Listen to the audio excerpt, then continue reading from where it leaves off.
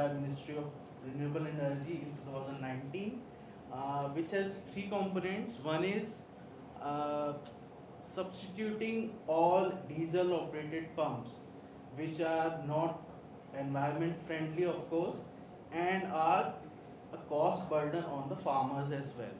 Substituting them with solar power pumps within a range of whatever the capacity they require, and providing a sort of subsidy to these consumers or farmers, which was a success. The another component was farmers installing solar power plants within their agriculture or wastelands, and then providing access or access electricity to the grid after their own consumption. Now, this leg of the scheme has not been so much successful because it requires uh, farmers initiative in terms of finances, in terms of investing, in terms of expenditure. So our work is to assist policymakers, more specifically state policymakers, to help them or to guide them in formulating such regulatory aspects or specifications which can take this second leg of the scheme forward without the minimal financial interventions from the farmer side. So that is one aspect of our work. The second one is on electric mobility. Recently we took up a study, or we took up a program, basically not a study, to how to accelerate electric mobility within Rajasthan. So we did survey in four major cities of Rajasthan, Jaipur, Kota, Alwar, Jodhpur, and interviewed or surveyed around 300 different stakeholders, whether they are from the supply side, that is manufacturing or assembling or fabricating, or from the demand side. Demand side is basically we, the consumers.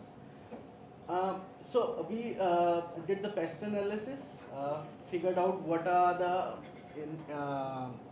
policy factors, regulatory factors, or incentives that are actually helping out the uptake of electric mobility in the sector, and which are the factors which are not so helpful or which are sort of a roadblock in terms of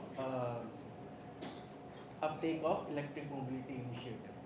So what we found out was quite surprising, as to say that subsidy, despite being presumably the biggest factor for taking up electric mobility vehicles, for a consumer who already owns a car, subsidy is not that much of a factor. It is limited to a two-wheeler segment. For four-wheeler segment, the person or the consumer who is already or who has already made up his mind on buying a electric vehicle, subsidy does count, but not to the extent which we thought of. So these were some of the findings that we got from study, and we presented to the Rajasthan stakeholders, basically transport department. And within 3-4 months here time, we had a new EV policy in the state, and the market grew significantly, around 22% from the last year. So these sort of work we are sort of engaged in. We have also worked in the, our mission and vision is consumer sovereignty. So we have been quite vocal about integrating consumer segment into the regulatory and policy framework, so that there is a more communication between the different stakeholders within the whole electrical sector or energy sector. So these are some of our works. With that, I would like to request of maybe Dr. Sanghmitra can take it forward. Thank you so much. That was really fascinating in terms of the way you are trying to weave in ground level inputs and insights into the overall regulatory process and trying to make it mainstream. Amsa, if I may now go over to you. Now, given your experiences, we would like to hear from you about the approaches and practices that GroupM and specifically Motivator is taking in particular to take forward the mandate of sustainability in your sector of business. Thank you. You spoke about consumer and integrating consumer into regulatory. We as an organization deal with the consumer every day. I think we should work more together. Yeah. So I'm from GroupM, and we come from the media communications industry. So we are the largest media investment group in the world, globally a part of the WBSC network. So we are not creating products, right? So we are not creating products at all which we're putting out there like corporates are. So then, what is our play in sustainability? So we look at it at 3 levels, right? One is the macro level, and GroupM globally, we have come up with something called a media decarbonization project, which is about saying that, this is a coalition. This is a coalition of large media houses. So there are houses like a Google, like a Meta, like large television houses, large production houses, large corporates, right, who are advertising on their platforms, who are creating ads, who are creating videos, who are creating, a lot of creatives which is put out there. And of course, GroupM and other agency partners, to say that in the whole media creation and dissemination process, okay, how do you develop a framework which looks at decarbonizing this, which looks at, energy efficiency, which looks at reducing the carbon footprint. And that's something which globally we announced in 2022, so that's at a macro level. The next level is we work with most of the large corporates in the country as well as in the world, right? And some of the projects, which you spoke about, whether it's about sanitization, whether it was about Lifebuoy and sanitization in rural, and whether it's about Domex creating toilets, right? A lot of large corporates have a lot of initiatives towards sustainability. So the consumer outreach that goes out to the masses, that you and me as an average consumer receive, is something which we work on, is something which we create, is something which we disseminate. At a third level, and that is at an everyday level, is our office spaces, right? We are very, very conscious that our office spaces are very sustainable. Whether it's sensor lights, whether it's lighting, whether it's no plastic, whether it's reducing food wastage, any of that. So that's what we bring to sustainability in the country. There are some other business also, if I can have this one. I'll say something. Yeah. Thank you, Ms. Rana. In fact, I would like to pick your brains more on that aspect later in terms of how the large marketers can really influence the entire sustainability movement, but more of that later probably. Dr. Mohanty, the Government of India through the Office of the Principal Scientific Advisor is taking a lot of initiatives to promote collaboration between academia and industry on the one hand, and setting up centers of excellence in various academic institutions with industry support. And parallelly, you are also, personally, I know that you are driving the Waste to Wealth mission, something which is very close personally to my heart also, under the overarching 3R approach, I'm assuming. So, may I request you to share a few glimpses of Government of India initiatives in this aspect? Prefer to be there. Yes, of course. Thank you. Sure.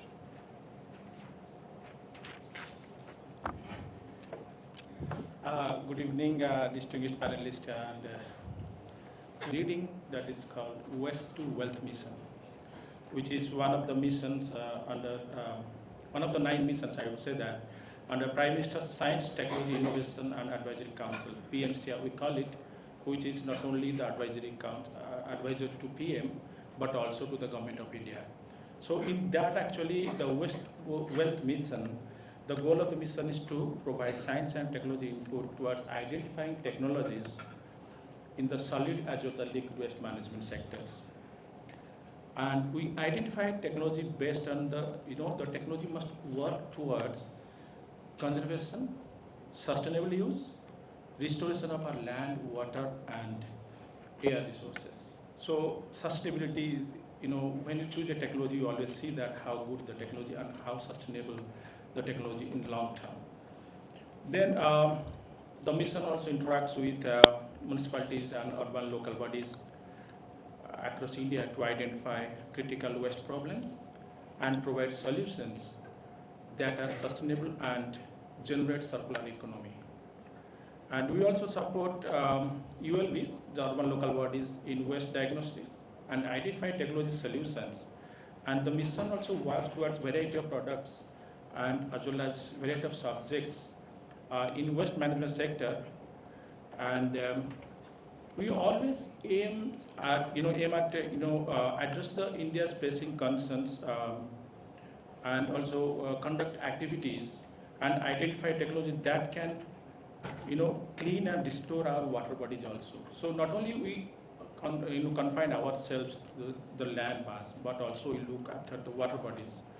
So we invite technology providers to apply on our waste to wealth portal. We have a portal, and after an initial screening process, we have technical subcommittees which include your academicians from the industry experts as well as professors and scientists from various fields. And so after experts have deliberated the selected technology that meet the criteria, based on certain criteria definitely, whether it is on solid waste management, whether it is electronic waste, whether it is plastic waste, whether it is agri waste or demolition waste, based on the selection criteria, then the technology selected are displayed in our waste to wealth portal.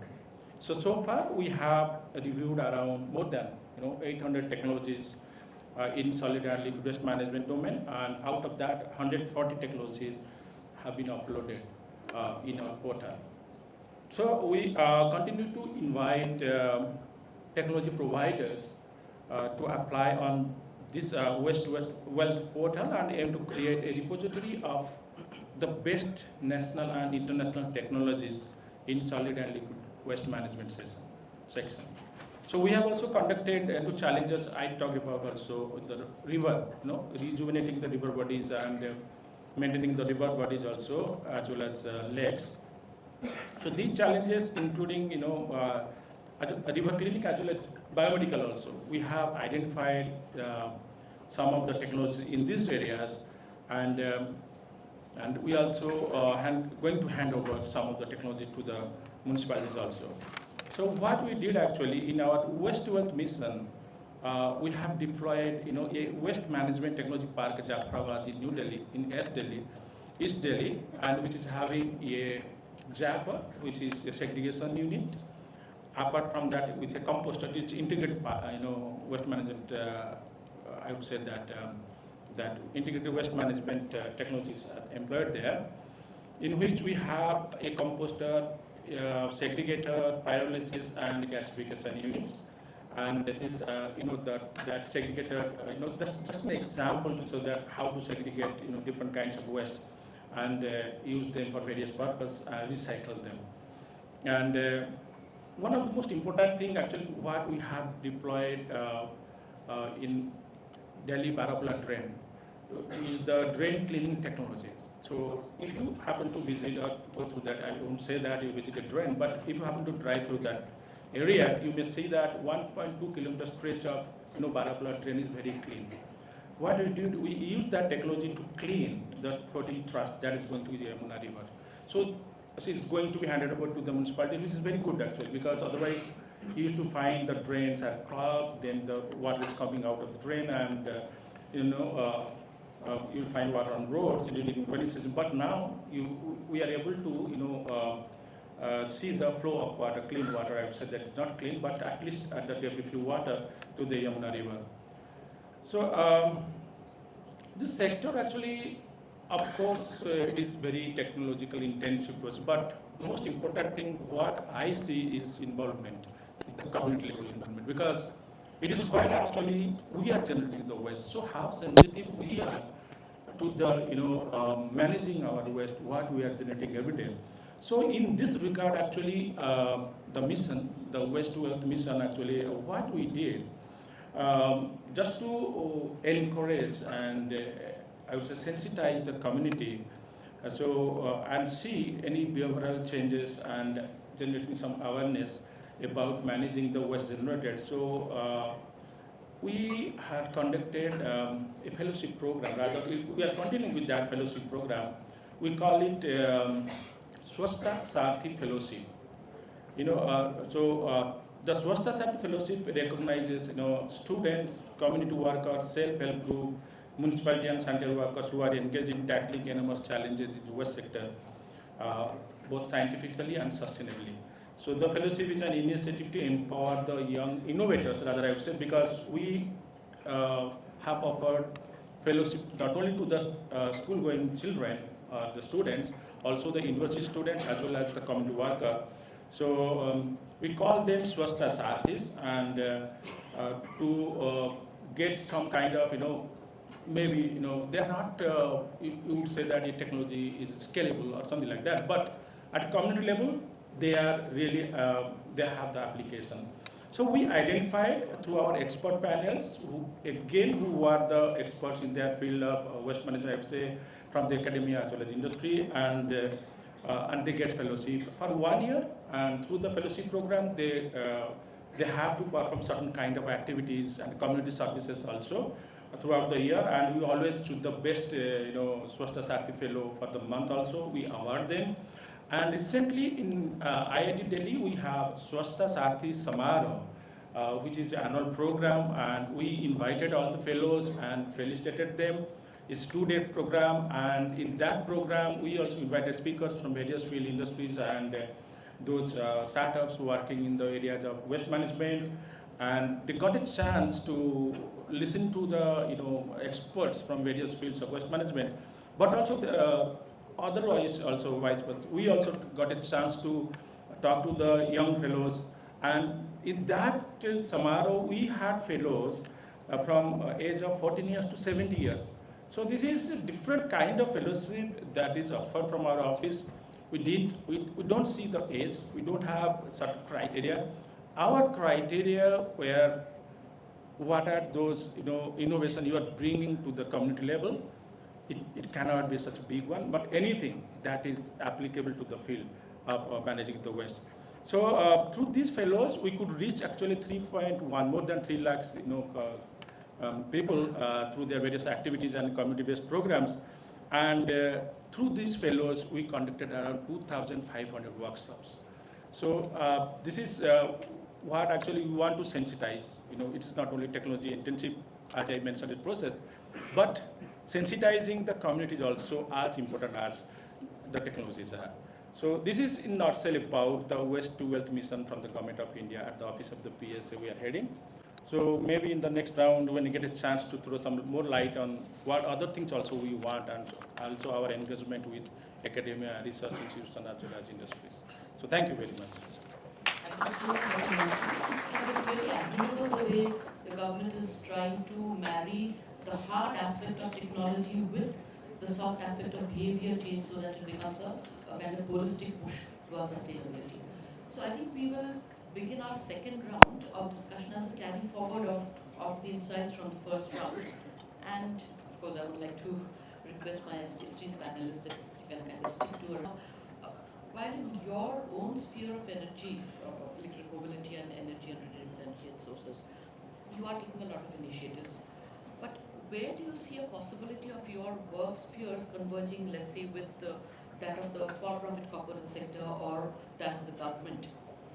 And how do your initiatives, or how do you foresee a kind of convergence with the corporate sector as well as the government sector, so that it becomes a kind of convergent whole? Sure. Thank you, Dr. Sanghmitra. So before I actually come to the answer of the question, let me just summarize my understanding on this whole concept. The term sustainability, what my understanding is, can be described as a set of activities or practices that can be executed over a long period of time. The basic thing. It is quite subjective because for a for-profit corporation, it could mean having strong finance books, that's it, so that my stakeholders are happy. They see that the future is bright for this company going forward, let's say 10 to 15 years. So that is their idea of sustainability. Now within last 4, 5 or let's say 10 years, what has happened is the sustainability term has imbibed into it the idea of environment because of our excessive emissions, carbon emissions, be it GSD emissions, or all sort of not so friendly environment activities. So now whenever we use the term sustainability, we directly think of environment related aspects.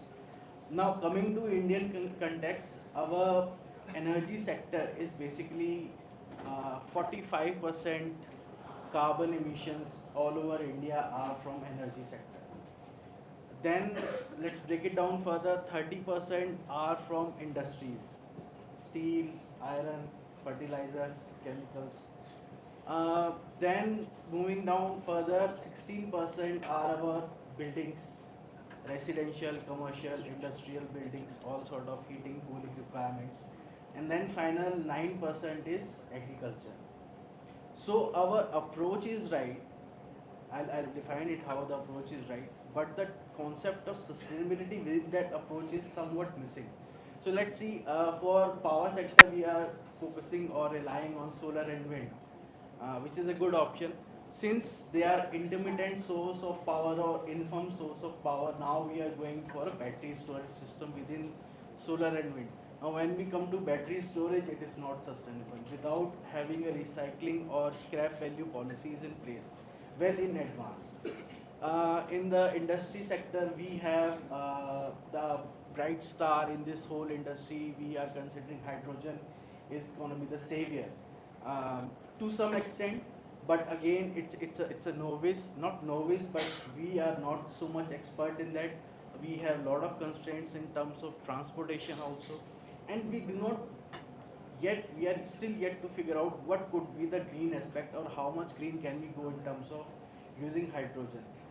For example, let's say steel. So if you are using hydrogen in place of coal, but there will be some aspect of metal burning or iron or any other ore burning, and since it's a mechanical chemical process, we cannot go for 100% efficiency and say this is green, right? It's not going to be totally electrical consumption, or you cannot replace totally electrically. So definitions are still missing on what is green hydrogen, what is green steel, and how we can take it further. So there's the term sustainability still is in large. Industrial, residential, sorry, we have energy conservation building codes in place, but the non-compliance is everywhere, even in new buildings coming up. And for agriculture, we are not sure how we're going to treat that sector yet well. And that sector is going to be the most effective in terms of damages caused by climate impacts. Methane gas, which is the prominent source for that gas, which is 80 times more is more capable of heating the atmosphere than carbon, which is considered more dangerous than carbon, is the main source of that gases agriculture sector. But since it is a sort of economically fragile sector, and farmers are considered as a protective or a protective community, we are still yet to figure out on those aspects.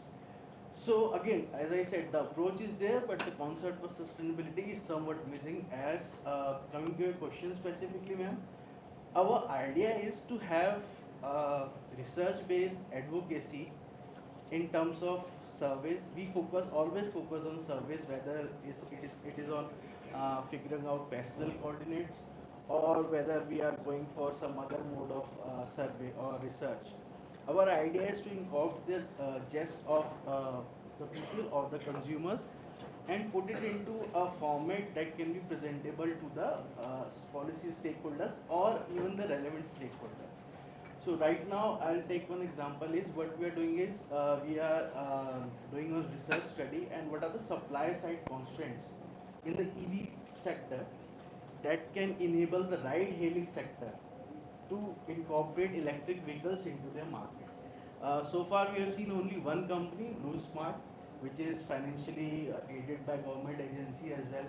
Also, it is located within Delhi NCR, so there are a lot of expansion opportunities, lot of collaboration opportunities. But you go in tier 2 cities like Jaipur or Ahmedabad, Vadodara, these sort of organizations or ride-hailing platforms still do not find it feasible to have EVs within their fleet, within their vehicle fleet.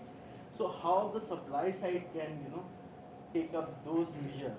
And when we say supply side, we say what are the special incentives for this market. See, by 2025, there will be 19 million, I'm not sure the exact figure, but out of every 25 vehicles sold, sort of 16, 6, 17 would be for commercial fleet. So that is a huge number. And in fact, Indians prefer ride-hailing markets as per to the other countries. So how these will incorporate and how industry can seamlessly take up this electric vehicle within their commercial fleet. So that is our idea. That is where we play a vital role in for the benefit of the consumers as well as for the for-profit corporates as well. Thank you. Ms. Nath, if I can pick your brains based on what you had said earlier.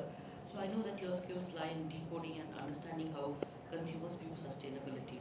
So can you give us some insights about, how this could provide important inputs to, let's say, regulations around sustainability as well as future business practices, and also in terms of how these large marketers and how they can kind of influence the entire sustainability movement. If you can share your insights, please. Or you can take this.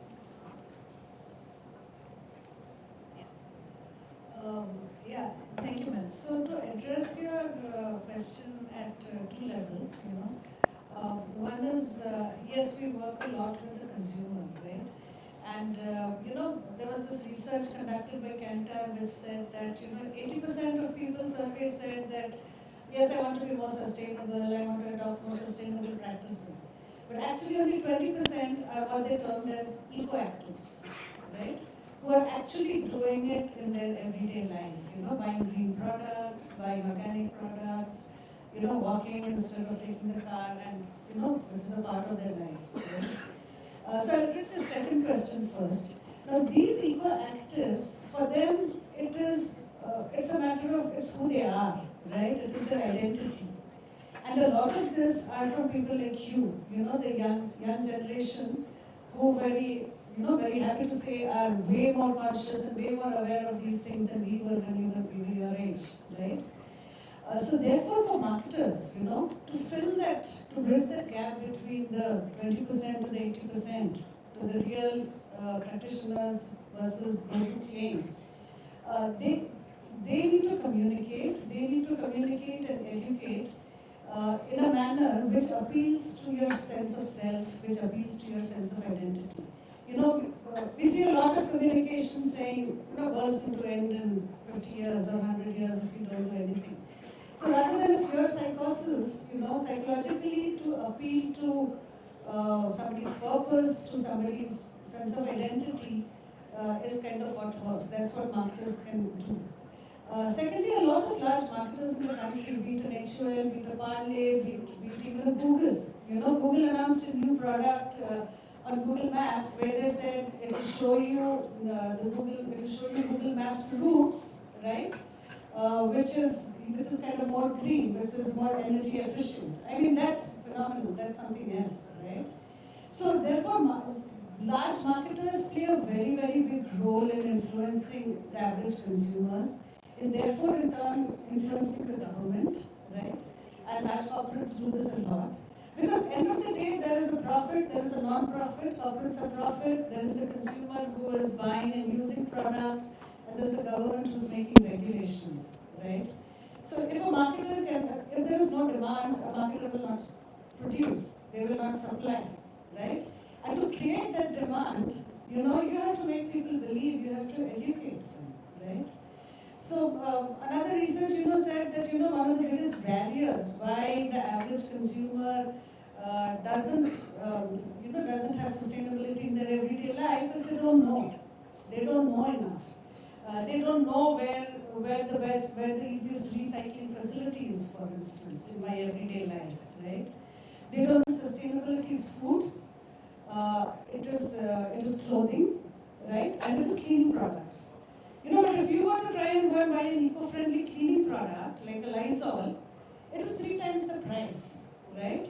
So that's why corporates and regulation and everything comes together to kind of make it affordable for the average consumer to adopt it, yeah? So that's the intersection, essentially. And the whole role of academia, academia has a very big role in this whole thing. Like I said, it's youngsters like you, right? And it is important for everybody to understand. You guys are the future population of the country. Whether it is the government, whether it is a marketer, whether it is anybody who's working in this field, it's very important for people to understand what does it mean to you, what do you want, right? And what how it can be adopted, how it can be made real. And a lot of, whether it's products, whether it's marketing, whether it's regulations, everything needs to be centered around that. Because it's a very, very deep and a very, very nuanced thing, and it means different things to different people. And like you mentioned, it's long term, right? So what we research today might not be the same as what we research 3 years down the line, and things might change. So that's where the power of that depth of research really comes from academia and nobody else comes from. Yes? Thank you. Absolutely. Thank you so much. That was really insightful. And before we open it up to the audience, Dr. Mohanty, the Waste to Wealth mission as of now has, in addition to the technology focus, is also reaching out to the student community in terms of, fellowships, etc., to create awareness. But what is the scope of expanding this to include, let's say, for-profit corporates, not-for-profit think tanks, etc., so that it becomes much more inclusive? And does the government have any plans to do that? Yes, definitely. We are open to everything, and not recently, we have been doing that also since the inception of the mission. But recently, we want to be associated with other corporates or industrial agencies or organizations, just like we are now with FICCI, as well as Confederation of Indian Industry, ITC WOW program, as well as ICI, the carbon credit solution provider in India, as well as few more actually. Through MOUs, all those things, we try to involve corporates to come into this sector and help us and help the mission to move forward. And it's not about just identifying the technology. It is about identifying the startups, the best one in different sectors, and handholding them. So being in Government of India, we cannot have enough fund to handhold. So in that case, we need industrial partners. They can come forward and join us in different programs and help the startups. As well as even I would say that the niche area in the research and development sector in the waste management. So there also we can fund actually through CSR fund to the academics or maybe other startups to carry out the research and come to the conclusion part of finding some kind of products that are sustainable. Because when Mr. Sharma was talking about sustainability, definitely in this mission also, through this program, I would say that we are also looking for the solution, the technological provider. So we have a set of metrics to determine what kind of technology we are evaluating and how to identify. In that also, we put that, how much they are contributing to the carbon credit, decarbonization program, or, in reducing the greenhouse gas emission load in the atmosphere.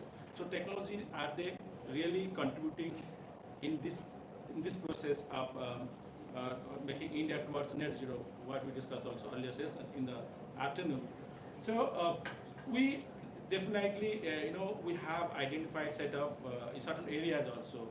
So sustainability, when you talk about this, so we are also looking forward to be associated with academics or institutional organizations like you also to develop some kind of, center of excellence in sustainability or sustainable management of waste or something related to waste management. So definitely here actually we are looking forward the partners, in this mission, I would say that, and make it successful one. So these are all, because apart from these conferences, roundtables, all those things, we are there always because our office name is always there. We are also contributing. We are the advisors, but we also a knowledge partner to various programs in the country. So that's all about the future lines of work we have. So what you're essentially saying, sir, is that the process has started? Yes, already. Yes, it started, and we are we are moving in the right direction at this moment. So we are looking forward to more participation from the industrial And sector also also. Yes, partnerships the corporate and- sectors also. Thank you.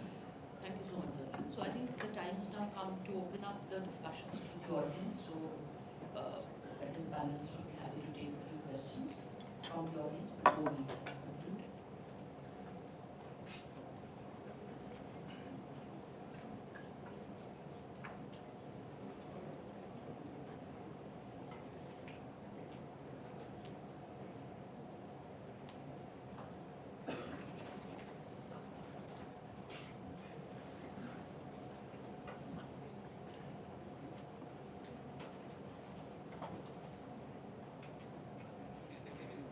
And someone when you're asking questions, you might, kind of indicate which panelist you would want the response from.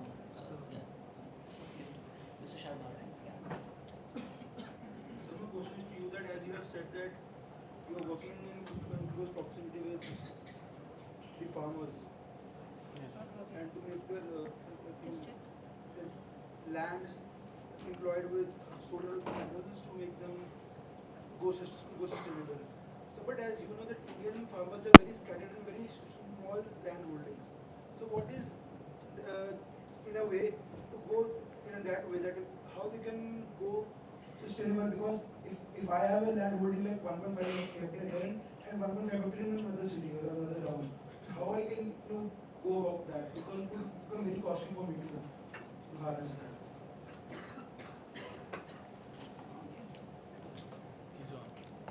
Thank you for your question. And rightly so said that considering farmer would invest in a solar plant is too much of a ask. That is why probably the scheme hasn't taken up yet. Rajasthan was is the leading in that aspect of number of project installations, but we have close to 20-25 projects itself. Second best is Himachal. It has only 16-17 projects, and considering the size of these plants, we have only 15 to 20 as in comparison to hundreds of megawatts as envisioned in the initial policy. The farmer who is already a wealthy, a large landowner, or has a large land holding, can be expected to put in money for these projects. Otherwise, for the marginal farmers, there was no scope within this scheme. So that is why we are working towards it, making it more inclusive, so that farmers which are marginal or which are even are seasonal farmers, you can say, that within the season they come and work in your fields, and when there's off season they do another job, how they can be incorporated within these schemes. As far as different land holding is different region is concerned, I don't think that would be a very big challenge, because most of these farmers, what they do is they hire a vendor to install a plant on a capex basis. Capex basis is basic capital expenditure, and then they can start selling the excess grade, or even if they do not want to consume that power for their own purpose, they can sell it to the discom distribution company, to the nearest discom. So the regulations are well defined, well in place. The only issue is farmer as a stakeholder, major stakeholder, and considered to have a financial say in these matters. And given the experience that we have, farmers already have a distrust or a sort of mistrust with these distribution companies. Also, they do not want to get into the hassles of extra documentation and all those. So our idea is to keep farmer the least concerned stakeholder within this whole scheme, and make the project more on an OPEX basis, wherein farmer can get some sort of revenue in terms of providing land, and the financial dealings can happen between the project installer or the one who operates and maintains the projects, and the distribution company. Thank you. I think Dr. Babu would like to ask questions. I don't need the mic, I can shout. So, specific question to Upali, three quick questions. So you said that, so the observation is that the more eco-friendly green products are more expensive than the traditional ones. Specific question, so as a marketing strategy, what do you do so that people actually pay the premium and buy this product? Not for people who already want to buy the product, because Papa, they you know might just need targeting them. So how do you change their behavior? One.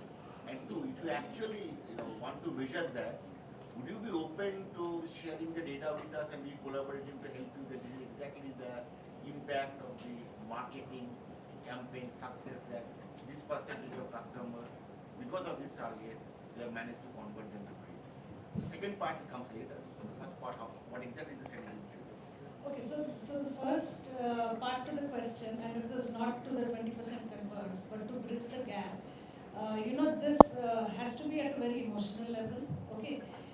And research shows that, what are the influences on the average person to go green or to buy something organic, even a small thing, maybe not the entire lifestyle. One is family and friends. Therefore, it's a marketer's job to see how can I use these 20% eco-active people and make them advocates, right, to the rest.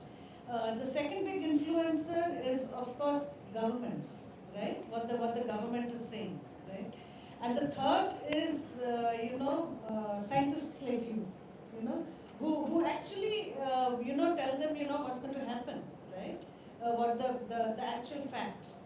So media is a big influence on people. By media, I don't mean advertising. By media, I mean media, right? So essentially, it is use the converts as your advocates and appeal to a higher emotional self, right? So then what happens is that I'll say that, okay, maybe I'll try a certain product once, okay? Then you have to slowly get people to try. It's not going to become a habit overnight, right? I will try one product, I like it, okay? Then maybe I try another one, or maybe I buy it 2 more times. So it's a process, it's not an overnight thing. There are very few who will say, oh, I'm changing my life too much. Right? On your second question, yes, what was the impact of this? See, a lot of our data belongs with our clients, right?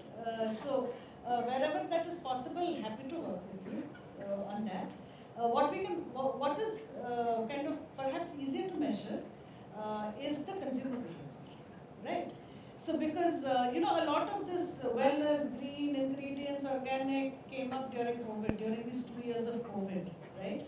And then there is this global web index research which says that after that, those who have kind of adopted even a few practices have actually been spending more on food, have actually been spending more on Apple, because they are buying green products, So there are many ways to measure that, and very happy to be on board to do that together. So in fact, your target group. So We're sitting right here. And we could be collaborating that this is a laboratory where we can put the items, we can measure what is working and not working. Absolutely. What could work and might not work. I thought you had 3 questions. Or Idea from here to commuting Delhi would be use public transport, but is it convenient? It's not. Convenience is a big barrier. So until that thing kicks in, or we are more convenient in using public transport or using appliances or food or food materials or any other thing. So these two things So needs to be part of our lab. Sure. yes, please, sir.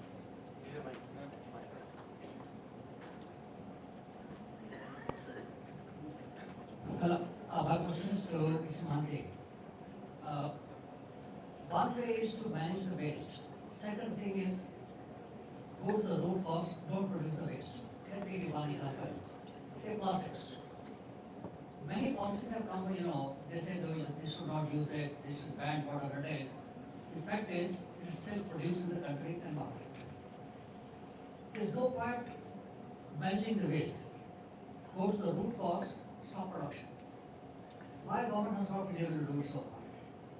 Because I've seen the effect, right in the rural areas also. All the small streams are clogged. Even the small rivers are clogged in many areas. The problem is serious. And many a times the policy has come. This grade of plastic is banned, this grade is banned, this can be used for road. Question is, why don't you dip it in the butt? Why the policy has not been implemented so far? Yes, I'll take it another way. When the buying stuff, the filling stuffs too, we call it. So when people stop buying, then definitely this is one way. There will not be any product available. But it is the Minister of Environment, Forest and Climate Change, which is the line ministry about decision makers on plastics and use of single plastics, everything.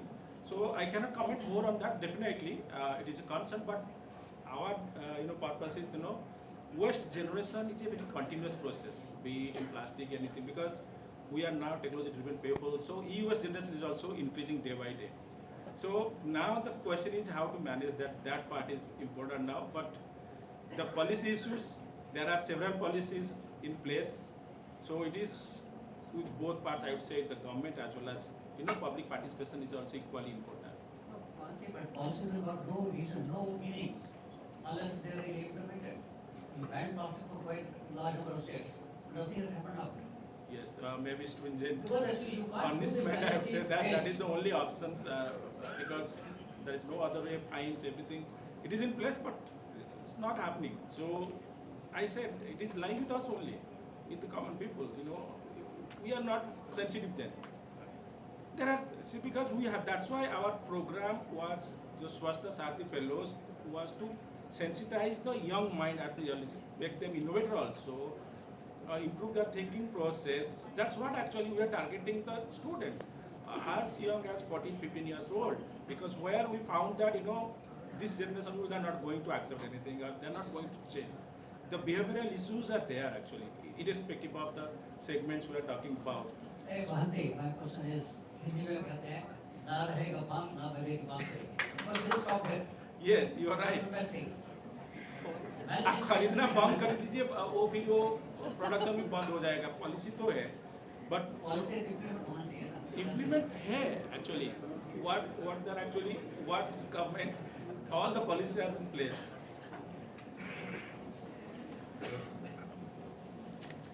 So I think in the interest of time, we will have to conclude this. And I'm sure, given the time, we would have had many more insightful and interesting discussions. So what I'll try to do quickly is to try and summarize everything that has gone on in the last maybe 40-45 minutes or so. And we've been hearing from a cross-section of stakeholders, both the government, for-profit, not-for-profit think tanks, and in terms of how each one of them are taking the sustainability movement forward. But I think the time has really come now for a more inclusive and intersectional approach to this issue.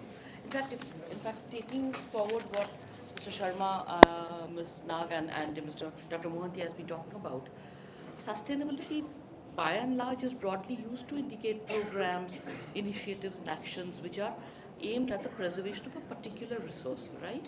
But if you go to the spirit of the word of sustainability, it actually refers to four things. One is human sustainability, social sustainability, economic sustainability and environmental sustainability. Human sustainability looks at investments in health, education, nutrition, skilling, etc.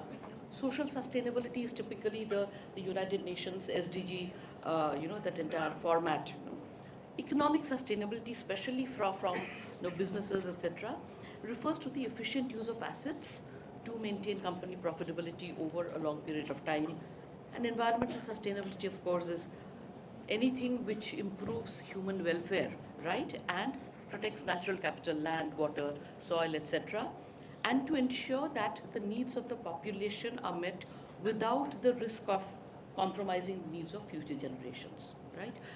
So when you look at environmentally sustainable business, it kind of seeks to integrate all these four pillars into their activities, right? In fact, it's not just a change management effort for them. It is a kind of all-inclusive approach to sustainability. In fact, and the irony is while companies today are aware that they need to adopt sustainable business practices, a lot of times executives are not often able to convert that awareness into actual practice.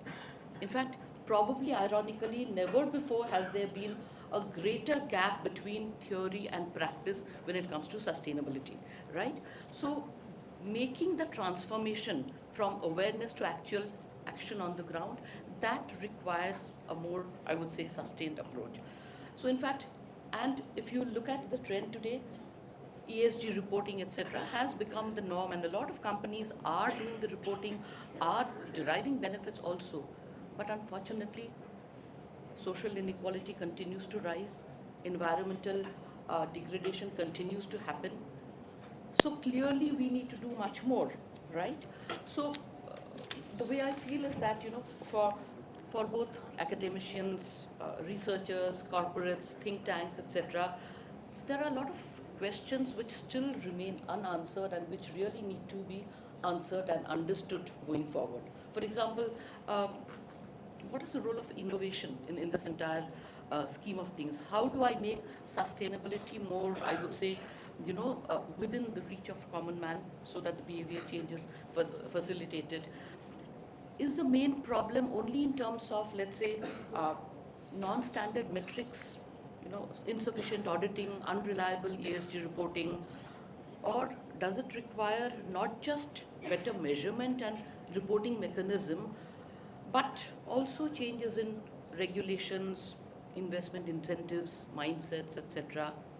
And finally, how can all stakeholders come together in a synergistic manner so that these continuing challenges can be addressed? Now, I would like to end the discussion today with these few thoughts and questions, which will require a convergence in initiatives and approaches from academia, from researchers, from not-for-profits, from corporates, and definitely under the overarching umbrella of the government to push it forward, if we are really to take the sustainability movement to scale and leave a cleaner and healthier world for our future generation. Thank you once again to our esteemed panelists for taking time out from your busy schedule to come and share your thoughts. I would like to hand over the rest of the session to Mr. Jalgi to take forward.